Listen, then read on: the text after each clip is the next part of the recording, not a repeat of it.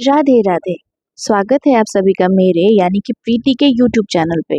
आज इस वीडियो में मैं शेयर करने जा रही हूँ अपनी 2 दिन की मथुरा वृंदावन की यात्रा, जो कि बेबी आद्या के बाद हमारी फर्स्ट फैमिली ट्रिप भी है। आपको दिखाते हैं हमारी इस यादगार यात्रा की झलकियाँ। ये वो धरा है जहाँ हर कोने में श्री कृष्ण की लीलाओं की गूंज सुनाई देती है। आज हम चलेंगे प्राचीन घाटों, भव्य मंदिरों और अद्भुत स्थानों की ओर, जहाँ आस्था और इतिहास एक साथ जीवंत हो उठते हैं। तो आइए शुरू करते हैं अपनी दिव्य यात्रा। हमने अपनी यात्रा की शुरुआत निजामुद्दीन रेलवे स्टेशन से की। दोपहर 1 बजे की ट्रेन ली और करीब 3 बजे हम मथुरा पहुंच गए। उस समय सभी मंदिर बंद थे, इसलिए हमने सोचा कि पहले वहां के सभी घाट को घूमते हैं। वहां घाट को घूमने के 2 ऑप्शन थे। पहला, नाव आपको हर घाट पर उतार उतार कर वहां अंदर लेके घुमाएगी, या फिर आप नाव में बैठकर किनारे से ही सभी घाट देख सकते हैं। हमने दूसरा ऑप्शन चुना और नाव में बैठकर सारे घाटों को देखा था। ये है कंस का किला। समय ने भले ही इसकी दीवारों को कमजोर कर दिया हो, लेकिन यह किला आज भी अत्याचार और भगवान श्री कृष्ण के न्याय की गाथा सुनाता है। फिर हम रुके विश्राम घाट पर। यहाँ सभी लोग थोड़ी देर रुककर विश्राम करते हैं। कहा जाता है कि भगवान श्री कृष्ण ने कंस का वध करने के बाद यहाँ आकर विश्राम किया था। यही वजह है कि इस घाट का नाम विश्राम घाट पड़ा। यहाँ हजारों श्रद्धालु पवित्र स्नान करते हैं और यमुना आरती का अद्भुत दृश्य देखते हैं। यहाँ एक छोटा सा कृष्ण मंदिर भी है, जहाँ हमने दर्शन किया। विश्राम घाट से वॉकिंग डिस्टेंस पे ही द्वारिकाधीश मंदिर है। मथुरा का सबसे प्रसिद्ध मंदिरों में से एक है द्वारिकाधीश मंदिर। यह मंदिर भगवान कृष्ण को उनके राजसी स्वरूप द्वारिकाधीश के रूप में समर्पित है। मंदिर खुल चुका था और सभी भक्तगण भगवान के दर्शन के लिए इंतजार कर रहे थे। यहीं पर हमारी नन्ही आद्या को एक छोटे से कान्हा जी खेलने के लिए मिल गए। कुछ समय बाद हमें भी दर्शन का अवसर मिला। यहाँ से हम पहुंचे श्री कृष्ण जन्मभूमि। यहाँ सभी को अपने फोन, कैमरा, बैग्स लॉकर्स में रखने होते हैं। मैंने बस बेबी का वाटर बॉटल साथ रखा था। सबसे अद्भुत अनुभव तब हुआ जब हम पहुंचे उस कारागार में जहाँ कान्हा जी ने जन्म लिया था। वहां खड़े होकर ऐसा लगा जैसे सब कुछ हमारे सामने घटित हो रहा हो। एक अद्भुत और भावुक करने वाला अनुभव था। मैं सच में सभी को सलाह दूंगी कि यहाँ जरूर जाएं। बाद फिर हमने कुछ खाना खाया। बेबी के लिए घर का बना हुआ खाना साथ था। फिर हम ऑटो से वृंदावन पहुंचे। शाम में 7:30 बज चुके थे। प्रेम मंदिर तो खुला हुआ था, लेकिन बहुत ही ज्यादा भीड़, तो हमने स्किप किया और पहले होटल जाके फ्रेश हुए। फ्रेश होके हम फिर डिनर को निकले। खाना तो बहुत ही अच्छा था।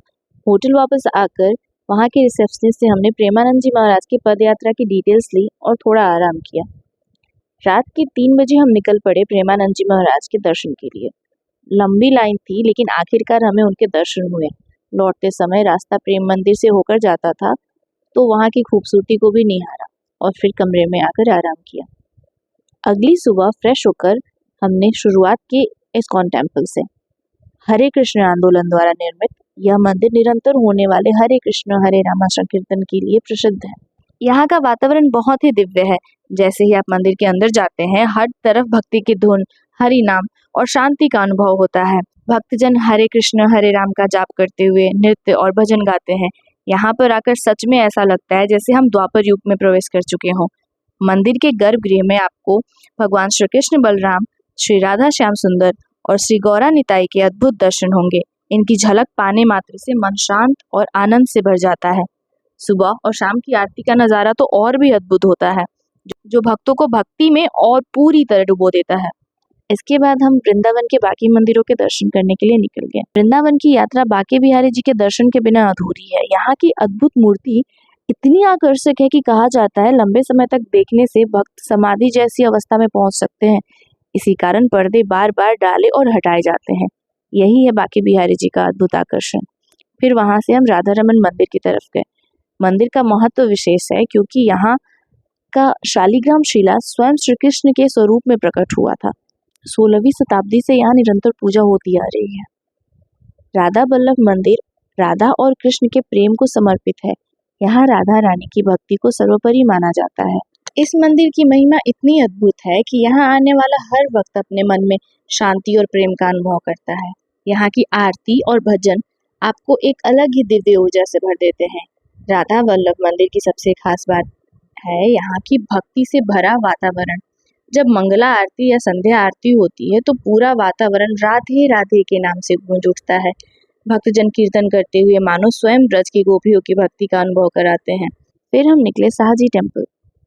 अपनी अद्वितीय वास्तुकला के लिए ये टेम्पल प्रसिद्ध है। सन 1876 में बने इस मंदिर की संगमरमर की कारीगरी और भव्यता मन मोह लेती है। इसके बाद हम जाते हैं वृंदावन के सबसे रहस्यमय स्थान निधिवन में। मान्यता है कि आज भी रात को रासलीला होती है और स्वयं राधा कृष्ण प्रकट होते हैं। इसी कारण सूर्यास्त के बाद यहाँ कोई भी नहीं रुकता। निधिवन की दिव्यता और रहस्य इसे और भी विशेष बना देती हैं। देखिए यहाँ के पेड़ों को, ये सब तुलसी के पेड़ हैं और ध्यान से देखेंगे तो पाएंगे कि ये पेड़ साधारण नहीं दिखते। इनकी डालियां टेढ़ी मेढ़ी होकर मानो एक दूसरे से लिपटी हुई है।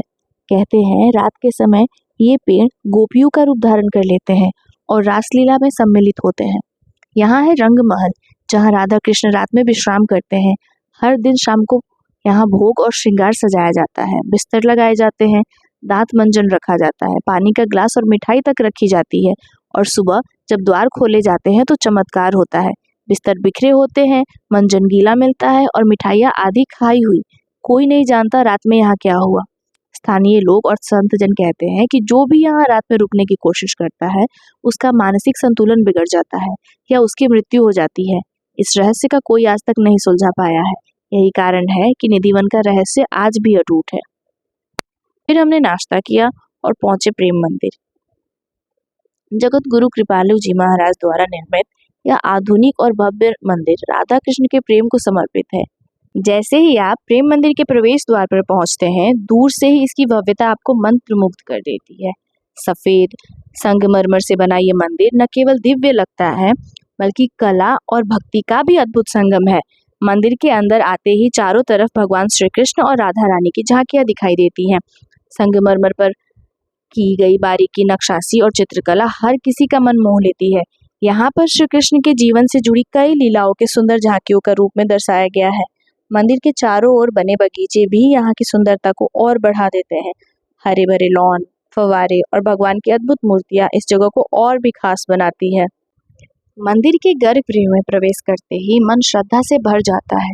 यहाँ राधा कृष्ण की मनमोहक मूर्तियां स्थापित हैं जो इतने जीवंत प्रतीत होती हैं मानो सच में भगवान हमारे सामने खड़े हों।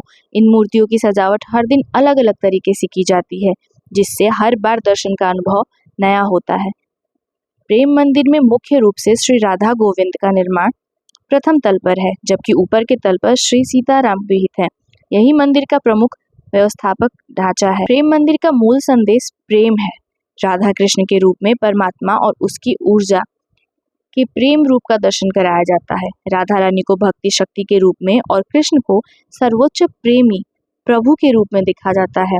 इसलिए गर्भगृह में इनकी एक साथ स्थापना का आध्यात्मिक मतलब है परम प्रेम का प्रकाश। कब से तरस रही थी इनके दर्शन के लिए और आज हमें एज अ फैमिली इनके दर्शन का सौभाग्य प्राप्त हुआ है। प्रेम मंदिर के बाद हमारा प्लान था कि बरसाना भी जाएं, लेकिन गर्मी और धूप इतनी तेज थी कि बेबी भी परेशान हो गई थी, इसलिए हमने बरसाना स्किप किया और वापस मथुरा आ गए। हमारी ट्रेन रात 8 बजे की थी और हम 2 बजे ही फ्री हो गए थे। तब तक हमने मथुरा में एक रूम लिया, थोड़ी देर रेस्ट किया और शाम को स्टेशन से दिल्ली के लिए रवाना होकर अपने घर पहुंच गए। मथुरा वृंदावन की यह यात्रा हमारे लिए बहुत ही यादगार रही। यहाँ हर जगह आपको भगवान श्री कृष्ण की महिमा और भक्ति का अनुभव होता है। अगर आप कभी भी यहाँ आए तो जन्मभूमि और वृंदावन के मंदिरों के दर्शन जरूर करें। उम्मीद है आपको हमारा वीडियो पसंद आया होगा। हमें लाइक, शेयर और सब्सक्राइब जरूर कीजिए। और हाँ, अगर आप जानना चाहते हैं कि हमारे इस 2 दिन की फैमिली ट्रिप का पूरा बजट कितना था तो हमें कमेंट में ज़रूर बताइए। हम उसके लिए अलग से एक वीडियो बनाएंगे जिसमें सभी डिटेल्स को शेयर करेंगे। राधे राधे।